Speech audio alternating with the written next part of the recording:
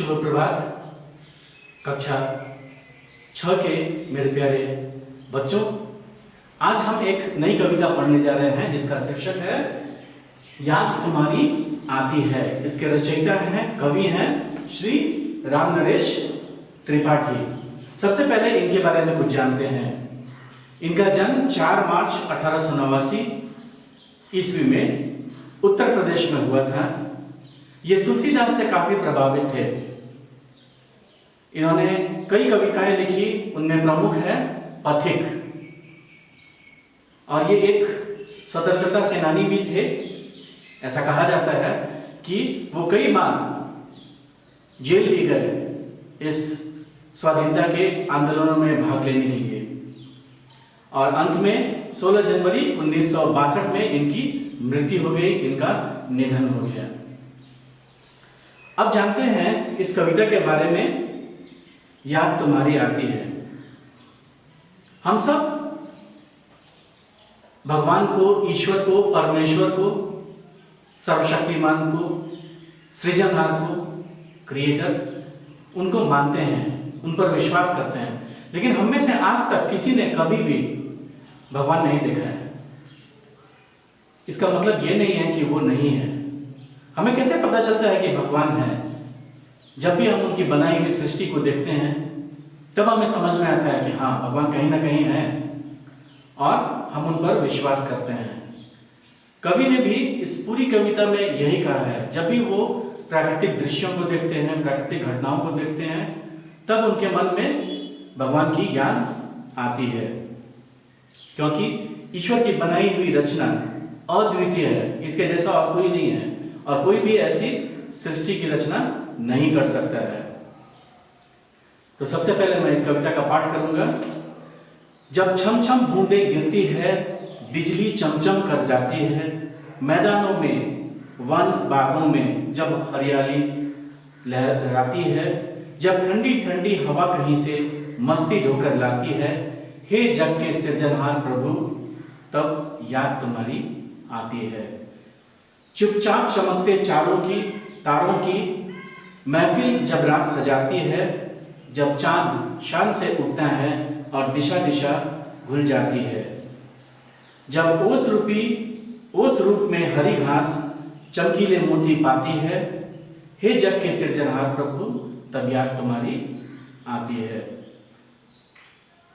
झरने जब झरझर झरते हैं, नदियां मस्ती में बहती हैं, जब देश देश की बातें वे सागर से जाके कहती हैं, जब उतर चांदनी ऊपर से सागर में ज्वार उठाती है, हे जग के सृजनहार प्रभु, तब याद तुम्हारी आती है। बहुत छोटी सी कविता है। इस पूरी कविता में कवि ने प्राकृतिक दृश्यों का वर्णन किया है, और जब भी वो ऐसा कुछ देखते हैं उन्हें प्रभु का स्मरण होता है, प्रभु की याद आती है। जब भी पानी की बूंदें गिरती हैं छम छम, और बिजली चम चम कर जाती है, बिजली जो आकाश में चमकती है, लाइटनिंग, उसे जब देखते हैं कवि, और मैदानों में, वनों में यानी कि फॉरेस्ट में, जंगल में, बागों में यानी कि बागीचे में, गार्डन में, वो जब भी हरियाली देखते हैं और ठंडी ठंडी हवा उन्हें स्पर्श करती है, तब उन्हें सृजनहार की याद आती है। सृजनहार, कविता में देखोगे तो सृजनहार लिखा है, लेकिन शुद्ध हिंदी में से सृजनहार कहते हैं। सृजनहार यानी सृजना करने वाले, सृष्टि करने वाले, इंग्लिश में क्रिएटर। तो जब भी कवि पानी की बूंदें देखते हैं, आकाश में बिजली का चमकना देखते हैं, मैदानों में, वनों में, बगीचों में हरियाली देखते हैं, ठंडी ठंडी हवा का अनुभव करते हैं, तब उन्हें ईश्वर की, सृजनहार की याद आती है। चुपचाप चमकते तारों की महफिल जब रात सजाती है, रात में ऊपर आकाश में देखोगे तो ऐसा लगेगा जैसे कोई कार्यक्रम चल रहा हो। सारे तारे आकाश में जगमग चमकते हैं। जैसे टीवी में शो देखते हो तो बहुत से लाइट्स होते हैं, ठीक उसी तरह से ये जब कोई कार्यक्रम, कोई फेस्टिवल होता है तो ऐसा ही नजारा होता है। जब चांद शान से उगता है और दिशा दिशा धुल जाती है, जब ओस में हरी घास चमकीले मोती पाती है। सुबह सुबह के समय में जब घास के ऊपर ओस के बूंदे यानी कि ड्यू ड्रॉप्स वो जब आप देखते हैं तो वो कैसा दिखाई देता है? चमकीला, मोती जैसा। मोती को इंग्लिश में पर्ल कहते हैं। यह एक कीमती रत्न है, ठीक है, मोतियों की माला। तो जब भी घास के ऊपर ओस की बूंदे देखते हैं तो वो हमें किस चीज का एहसास कराती हैं? मोतियों का, क्योंकि वो चमकती है। ये सब भगवान की सृजना है। और ऐसा जब भी देखते हैं तारों को, चांद को, ड्यू ड्रॉप्स को, उसकी बूंदों को चमकीले मोती के रूप में, तब प्रभु की याद आती है। और कवि कहते हैं, हे जग के सृजनहार प्रभु, तब याद तुम्हारी आती है। जब भी मैं ऐसा कुछ देखता हूं तो मुझे आपके बारे में याद आती है। अंत में कहते हैं, झरने जब झरझर झरते हैं। झरने वाटरफॉल को कहते हैं, फाउंटेन को कहते हैं, ऊपर से पानी का बहना। काफी मनोरम दृश्य होता है ये। नदियां मस्ती में बहती हैं। नदियों में कोई मशीन नहीं लगा होता है, फिर भी वो कंटिन्यूअसली बहते रहती हैं, लगातार बहते रहती हैं।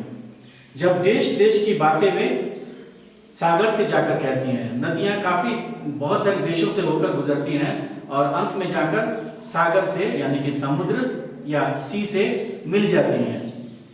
तो कवि ने बड़े ही अच्छे ढंग से कहा है कि दूर दूरों की खबरें वो जाकर सागर तक पहुंचाती हैं।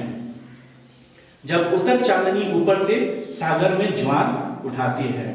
रात के समय जब चांद आकाश में होता है तो आपने सुना होगा हाई टाइड के बारे में।